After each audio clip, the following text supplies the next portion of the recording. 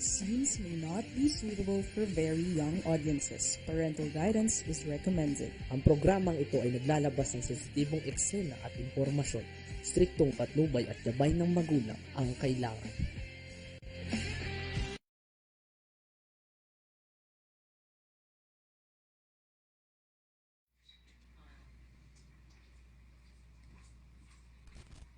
Tingnan natin ang kakalsadahan. Naku, parang traffic.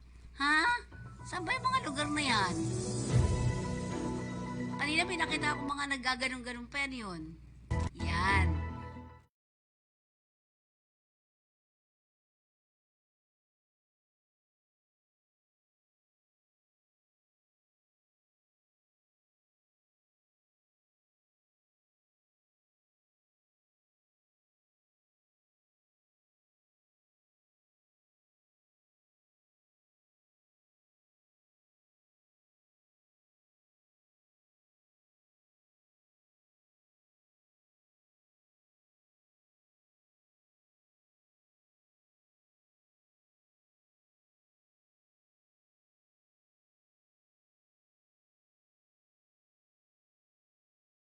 Ating mga balita dito sa ating balitang halian.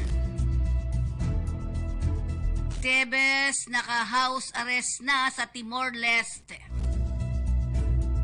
Si Cheese Escudero, naging waiter kay First Lady Liza. Gentleman lang ako. 6 gumamit ng itak para harangin warrant versus Kiboloy. Kinasuhan na. Escudero Romualdez nagpulong. 2 suspect sa grade 6 rape slay arestado. Sa SSS, bukas na sa mga aplikasyon ng calamity loan. Bilyaran, inatake ng tandem, 2 player patay. 16 pamilya na sunugan sa Tondo, lalaki inakusahan ng arson. Sa kabuuan po ng ating mga balita, dahil itinuring umanong flight risk, inilagay sa house arrest ng korte sa Dili, Timor-Leste si dating Negros Oriental Representative Arnolfo Arnie Tebes Jr. habang dinidinig ang kanyang extradition case. Ayon kay Undersecretary Raul Vasquez, we learned from Timor-Leste Prosecutor General that former Congressman Tebes is now on house arrest. Yan ang pahayag ni DOJ Undersecretary Raul Vasquez. Bagamat naka-house arrest, sinabi ni Vasquez na inalisan pa rin ng korte ang kalayaan ni Tebes at bantay sarado ng mga pulis. Batay sa mga informasyon na inilabas ang Timor-Leste Media Agency na hatutan.com, inihayag ng Court of Appeal na dumating sa kanilang bansa si Tebes sakay ng private plane noong April 2023. Mayaman, Nakatira umano ang pinatalsik na kongresista sa isang bahay na may buwan ng upa. Tinan mo naman, $10,000. Mahigit kalahating milyong piso kasama ang kanyang asawa at anak. Yaman. Mayroon din umanong 20 tauhan si Tebes na kinabibilangan ng 10 Pinoy at 10 Timores.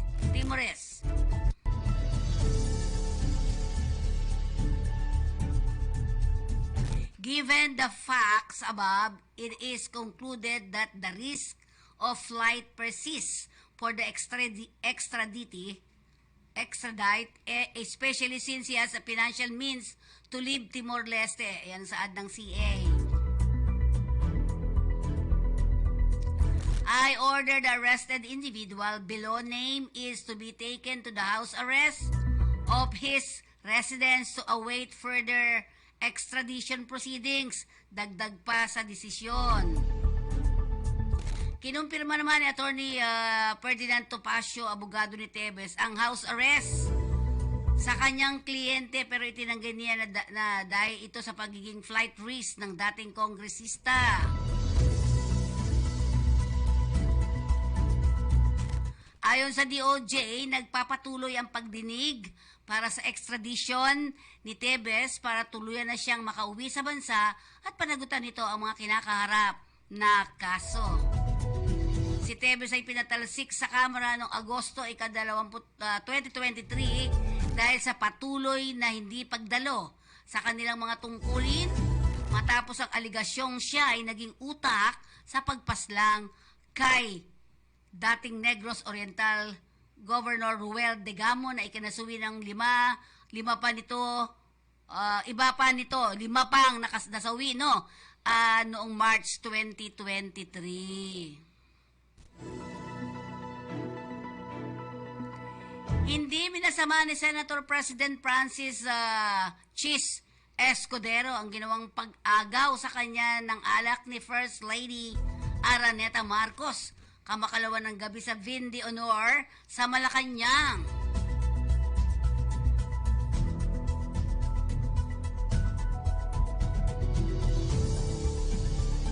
Naging viral sa social media ang ginawa ng First Lady kung saan kinuha nito ang wine glass ni Escudero at ininuman pagkatapos ay muling ibinalik sa Senate President. Tingnan natin.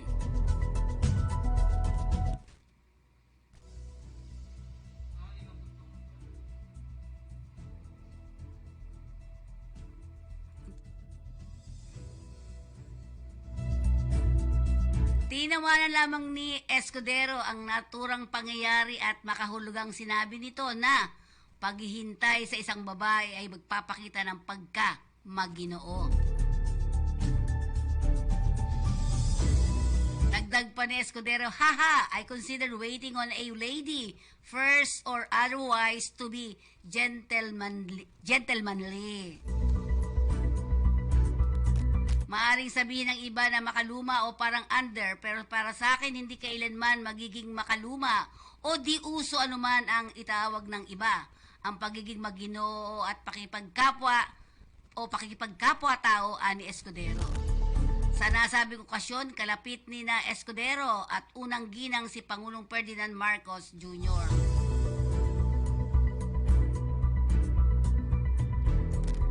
Samantala, 6 na miyembro ng Kingdom of Jesus Christ na humarang at umatake sa mga pulis sa paghahain ng warrant of arrest laban kay Pastor Apollo Kibuloy ang kinasuhan ng obstruction of justice ng Philippine National Police.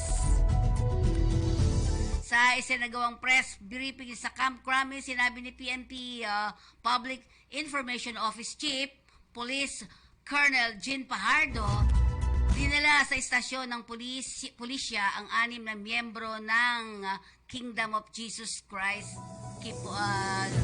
matapos umanong subukang atakihin ng mga operatiba ng Criminal Investigation and Detection Group at lokal na pulisya ang pagpasok ng mga ito sa Glory Mountain nitong Lunes ng madaling araw. Nabatid na isisilbi ng otoridad ang warrant of arrest laban kay Kibuloy at 5 pang iba dahil sa kasong child abuse at human trafficking. Lumilitaw na 17 itak at isang marble gun ang nakumpiska ng pulisya. Una nang dinala sa istasyon ng pulisya ang 6 na katao pero pinakawalan din. Ang mga ito at sinampahan na ng kaso sa pamamagitang regular filing. Ayon kay Pajardo, posibleng magdulot ng injuries sa mga pulis ang marble gun, subalit ipinatupad pa rin ng pulis ang maximum tolerance. Ay, congratulations sa mga kapulisyan, ha? Samantala, hindi na sinampahan ng kaso ng miyembro ng KOJC na gumamit ng water cannon upang itaboy ang pulisya sa sinalakay na compound sa Davao City. Dagdag ni Fajardo, ito ang mga sitwasyon na iniiwasan ng pulis dahil nalalagay din si Quiboloy sa panganib at ang kanyang mga taga-suporta. Panawagan niya kay Quiboloy, sumuko na lamang at harapin sa korte ang naturang mga kaso. Samantala, nag-meeting kahapon sa Aguado Residence sa Malacanang sina Senate President Francis Chis Escudero at House Speaker Martin Romualdez na kung saan napag-usapan ang mga sistema sa legislative process upang maiwasan ang pagpasa ng mga panukalang batas na sa huli ay ibibito lamang ng Pangulo. Ayon pa kay Romualdez, ang pagpupulong ay naglalayong pagandahin ang kooperasyon ng Senado at Kamara para maging mabilis ang pagtugon sa legislative agenda ng Marcos administration. Ayon pa kay Escudero, naging target ng meeting na huwag maibalik sa Bicameral Conference Committee o kaya ay magveto ang mga ipinasa nilang panukala upang hindi masayang ang mga oras. Tama naman. Sinabi pa rin ni Escudero na ang koordinasyon ay hindi lamang dapat sa pagitan ng Senado at ang House of Representatives, kundi maging sa Malacanang o Executive. Dagdag pa ni Escudero, para hindi sayang yung mga pagod. Tapos minsan may mga BICAM na binalik para di pa naka-coordination o nagkaroon ng coordination, di ba?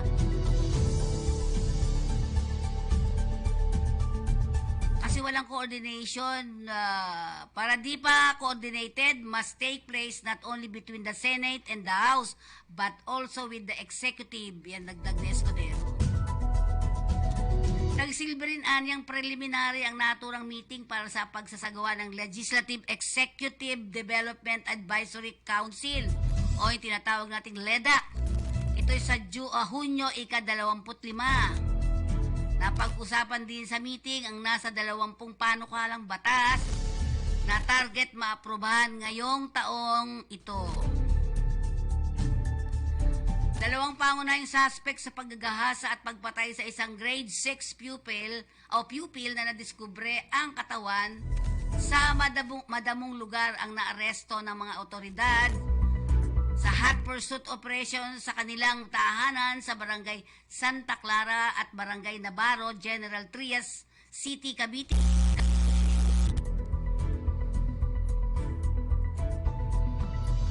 Kinilala ni Lieutenant Colonel Jose Aparato, hepe ng General Trias City Police, ang suspect na sina Chester J. Bobadilla alias Bulok at kaibigang si Alexander Bagaslaska, kapwa construction worker driver. Ang naturang mga suspect ay itinuro na isang testigo na nakita umano nito sa lugar na kung saan natagpo ang dakong alas 11 ng umaga nitong Martes ang katawan ng mag-aaral na si Remy Moreno, 11 taong gulang, residente ng Barangay Santa Clara, General Trias City na may dalawang araw nang nawawala at pinaghahanap ng kanyang ama.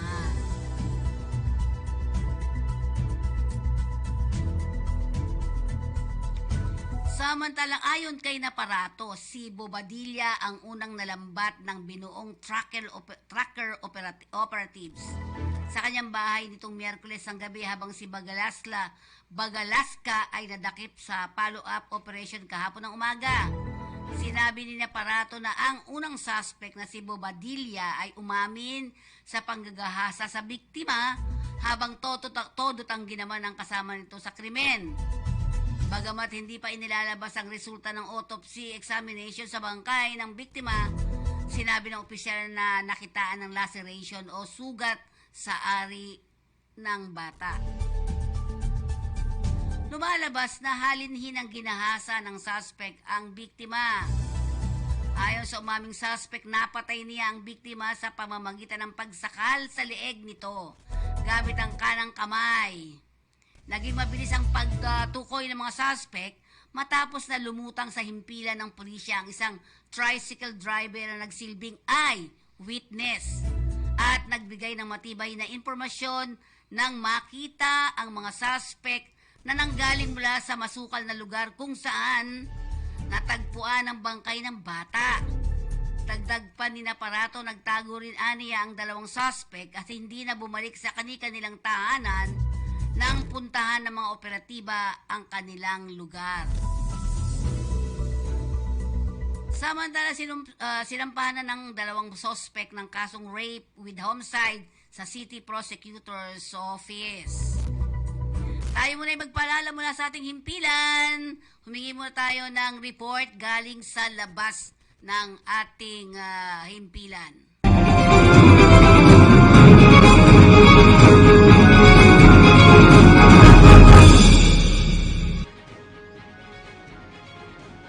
Okay, gawad ang pagkilala sa mga kawani ng pamahalang lungsod ng Maynila. Magsilbinawa kayong inspirasyon ng mga bago at mga nakakabata nating mga kasama sa ating pamahalang lungsod. Ito ang panawagan na ginawa ni Mayor Hani Lacuna matapos itong pangunahan ang awarding mga empleyado na nagpapakita ng kanilang katapatan sa panahon ng kanilang paglilingkod sa pamahalang lungsod ng Maynila. Pinasalamatan ng alkalde ang mga empleyado sa kanilang mga taon at dedikasyon ng paglilingkod sa lungsod ng Maynila. Pati na mga residente, sinabi rin ng alkalde na ang kontribusyon ng mga kawani ng City Hall ang magdadala sa lungsod kung saan man ito ngayon. Sa gawad na pagkilala sa mga kawani ng pamahalaang lungsod ng Maynila, si Lacuna ay sinamahan ni Vice Mayor Rio Sermo sa pagkilala ng 25 years, 30 years, 35 years, 40 years at mahigit 40 years in service awardees. Ang mga awardees ay mga kawani mula sa iba't ibang departamento na ahensya ng tanggapan. Sabi nga, marami nag-aangad na mapabilang sa mga tinatawag na civil servants, ngunit ilan lamang ang nabigyan ng pagkakataon. Ilang beses na rin, napagalaman na nagtatagibay maging empleyado at sa gobyerno dahil sa tinatawag na security of tenure, papayag ni Lacuna. Sinabi ng alkalde na noong panahon ng pandemya, tanging mga civil servants lamang ang patuloy na mayroong trabaho at kumikita ng marami sa pribadong sektor na nawala ng kabuhayan at hanap buhay. Ito ang balita mula sa lungsod ng Maynila, mula rito sa Gat Andres Bonifacio Memorial Medical Center. Kasama natin si Dr. Ted Martin. Ito, si Junang Suras number 8, nag-uulat sa Kakampi Online.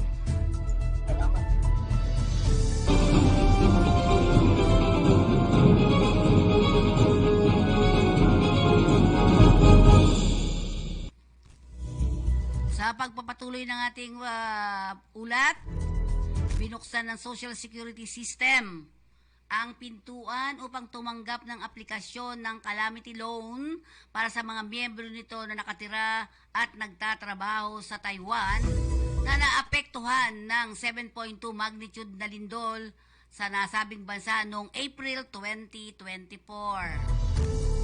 Ayon sa SSS, ang naturang loan ay bukas sa mga SSS members sa Taiwan hanggang Agosto 20 taong kasalukuyan.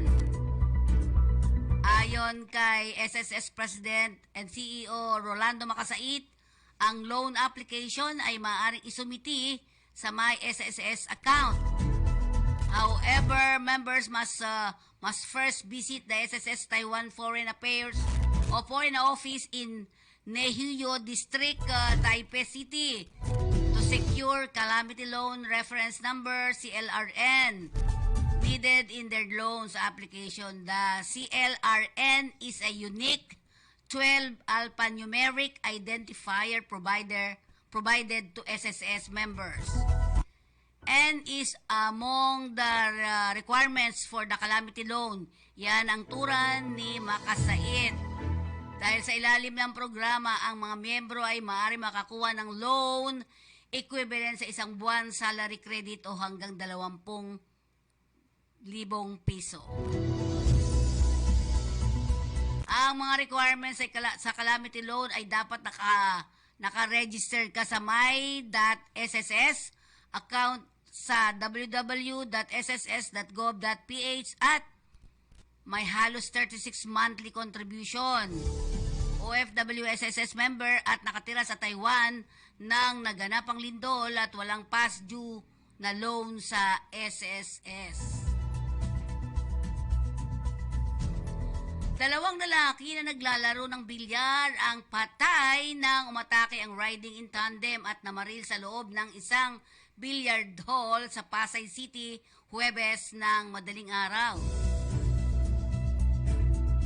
Ayon sa SPD o Southern Police District, nasawi ang mga biktimang sina Jojit Carpe, 49 years old, at Jeric Belga, 42 years old, barbero, bunsod ng mga tama ng bala sa katawan. Sa ulat, naganap ang insidente alas 12:15 ng madaling araw ng Hunyo, ika-13, ngayong taon na kasalukuyan, sa loob ng isang bilyaran sa number 106 St. James Street, sakop ng Barangay 179, Maricaban, Pasay City. Habang naglalaro ng bilyar ang dalawang biktima at dalawa iba pa, nang biglang sumulpot ang mga suspect at niratrat ang dalawa. Sinugod pa ng mga nagresponding tauhan ng Maricaban Police Substation 7 ang ambulansya ng City Disaster Risk Reduction Management Office ng Pasay City. Ang mga biktima sa Pasay City General Hospital, subalit kapwang idineklarang dead on arrival. Sa ulat kay Pasay Police Chief Police Colonel Samuel Pabonita, sinabi ni Substation 7 Commander Police Captain Glenn Mangalindan na nakatanggap sila na ng tawag hinggil sa nangyaring pamamaril sa loob ng bilyaran dakong alas 12:45 ng madaling araw, at nang respondihan ay nadatnan ng duguan ang mga nakahandusay ang mga biktima. Batay sa saksi, isa sa mga suspect ay naka-uniform pa ng isang motorcycle taxi apps na angkas. Habang puting sweatshirt naman ang suot ng kanyang back rider. Ayon sa mga saksi, sumibat ang mga suspect patungong St. Peter Street na tatago sa Malibay hanggang tuluyang makatakas. Patuloy pa rin ang investigasyon at backtracking ng pulisya batay sa nakalap na CCTV footages sa lugar. Sunog na naman, nasa 16 na pamilya ang napektuhan ng sunog na sinasabing sinadya na tumupok sa 8 kabahayan sa Barangay 108, Kapulong Road, Tondo, Manila nitong Huwebes ng umaga. Alam ko yung Kapulong, siksikan tao. Sa inisyal na ulat ng Manila Police District o MPD, nagsimula ang sunog sa bahay ni Ronaldo Oligario dakong alas 10:38 ng umaga kahapon. Umakyat ang ikalawang alarma ng sunog dakong alas 11:49 ng umaga, at pagsapit ng alas 12 ng tanghali, idineklarang fire out ng Bureau of Fire Protection ang naturang apoy. May mga residente nagsabing may narinig na putok ng baril sa gitna ng sunog na hinihinalang may nagmay-ari ng baril na residenteng nadamay sa sunog. Wala namang naiulat na sawi bagamat may isang fire volunteer umano ang nakuryente na hindi naman matindi ang injury. Tinataya namang nasa 300,000 ang halaga ng napinsalang ari-arian. Ayon sa impormasyon na ipinarating kay Barangay 108 Chairman Rodison Simbiling, ang di pa na tinutukoy na lalaki ay nakailang ulit ng nasangkot sa pagsusunog ng wire at tanso sa kanilang lugar. Yan ang ating mga balita ngayong araw na ito ng Biyernes. Happy thanks God, it's Friday. Okay.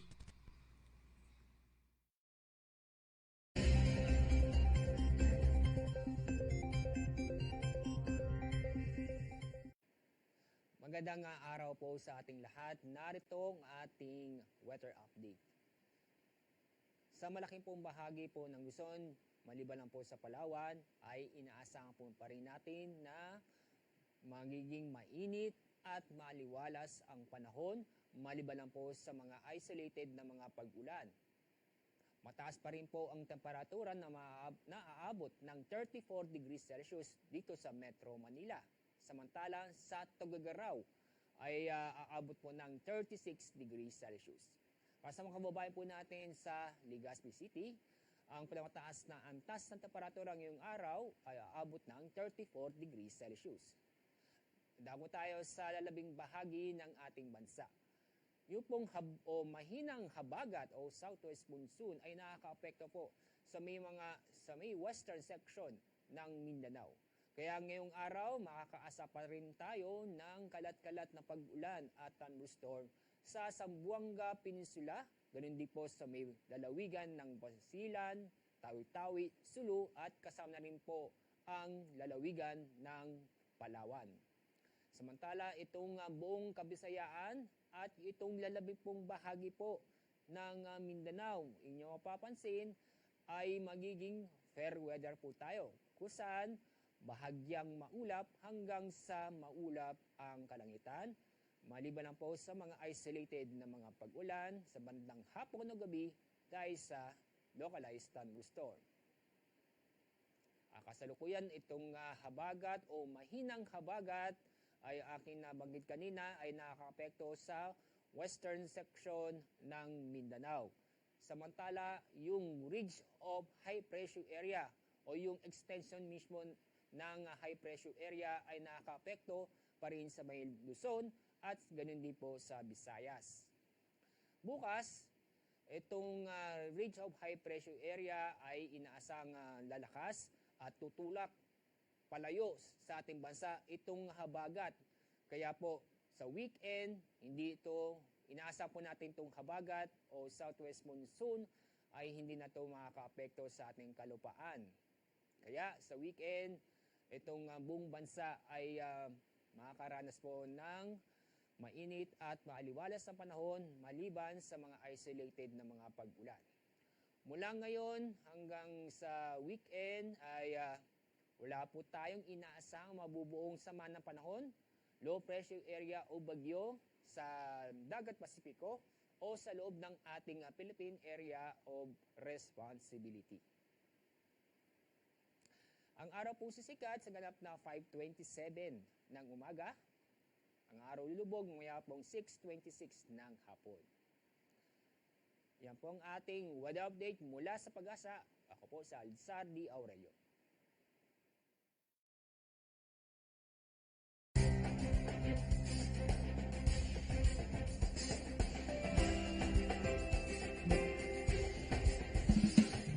First, we have the NIR Act, the law establishing the Negros Island region.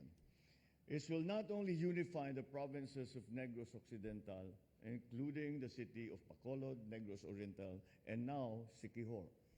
This union is long overdue and makes very practical sense, especially in the Negros Island, where people are located on one island but are governed under separate administrative regions.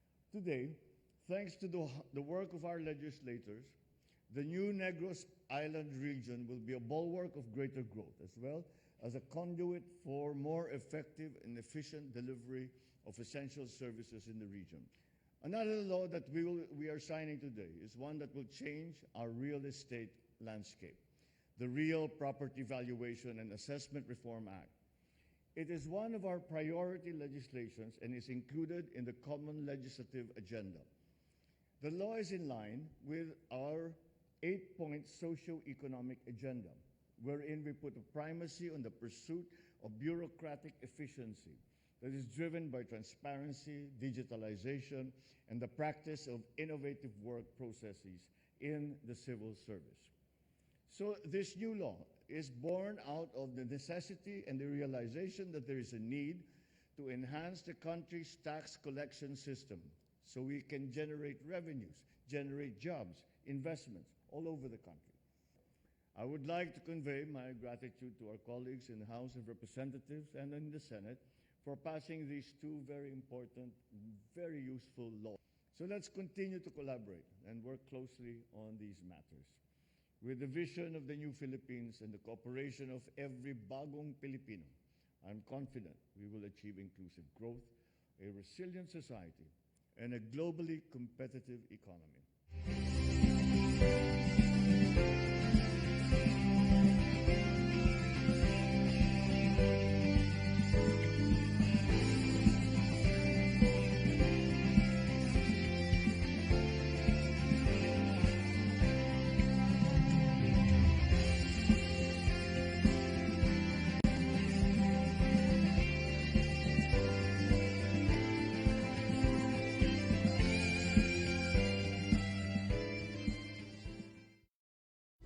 Okay, yan ang kabuuan ng ating balitang halian dito sa ating Kakampi Online. At sana po ay lagi tayo mag-follow, mag-subscribe dito sa ating Kakampi Online. Maraming pong salamat!